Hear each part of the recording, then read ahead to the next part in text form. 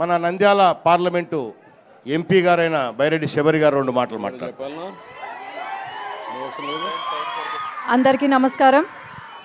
ఈరోజు మన ముఖ్యమంత్రి గారు నారా చంద్రబాబు నాయుడు గారు ఇక్కడికి రావడము, అలాగే అన్న చెప్పినట్టు జూలైలోనే మనకు ఇక్కడ గేట్లు వదలడము, ఈరోజు హారతి ఇవ్వడము అనేది మల్లికార్జున స్వామి ఆశీస్సులు తీసుకోవడం అనేది ఇది నిజంగా మనకు అందరికీ కూడా ఈ 5 సంవత్సరాలు కాదు కదా, సంవత్సరంలోనే మన నంద్యాల చాలా బాగా డెవలప్ అవుతుందని మీరు గమనించారు. మొన్న బడ్జెట్ ఏదైతే ఉందో, మరి ఆంధ్రప్రదేశ్ తప్ప ఏమి వినపడలే నాకు బడ్జెట్లో.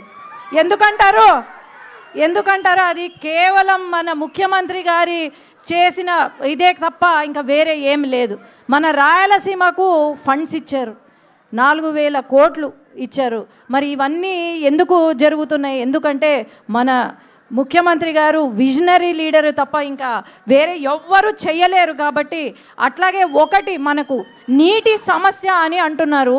మనకు ఏంటంటే సమస్య ఇక్కడ మన రాయలసీమ ప్రాంతము పైన ఉంది, ఇక్కడేమో ఇది శ్రీశైలం ప్రాజెక్టు కింద ఉంది. ఇది ఒక లెవెల్ రీచ్ అయితే తప్ప మనకు నీళ్లు రావు.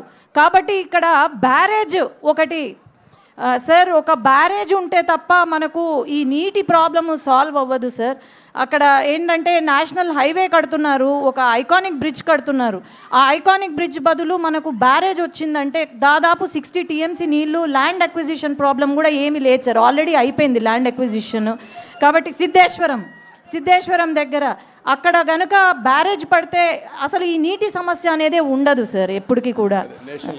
అవును సార్, నేషనల్ హైవే బదులు సెంట్రల్ గవర్నమెంట్ కూడా it has shown interest for bridge come barrage wear ever there is iconic bridge. అది ఒక్కటే మనకు నీటి సమస్య తీరుతుంది. కాబట్టి సెంట్రల్ సార్ ఆదేశాల మేరకు మనం ముందుకు వెళ్దాం. థ్యాంక్ యూ, ధన్యవాదాలు.